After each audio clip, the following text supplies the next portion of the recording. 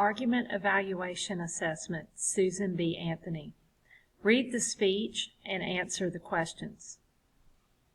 Standard RI1. In which paragraph does Susan B. Anthony explicitly argue that prohibiting women from voting is illegal? Paragraph 3, paragraph 4, paragraph 5, or paragraph 6? RI8. Which argument does Susan B. Anthony make with her statements about oligarchy in paragraph 6? Denying women equality is undemocratic. The very definition of citizenship entitles women to vote. She would not have been fined for voting had she been a man. Dictionaries provide the best resource for settling the voting issue. RI8.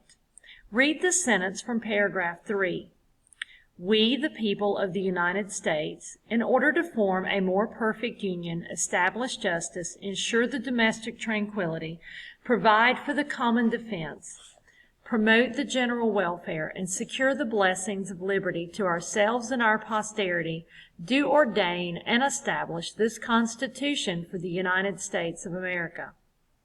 Which phrase from the sentence does Anthony most passionately analyze and evaluate throughout the speech? We the people, domestic tranquility, the general welfare, the blessings of liberty. RI5. What role does the excerpt from the Constitution in paragraph 3 play in the overall structure of the speech? It serves as the centerpiece of Anthony's argument, effectively proving the idea that the Constitution supports women's right to vote.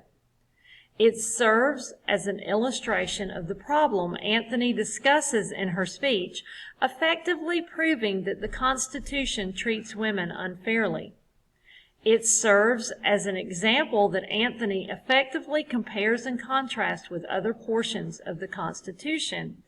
It serves as Anthony's main resource for the official definitions of specific terms used in the Constitution. RI6, RI8. How does Anthony's style and content support her purpose?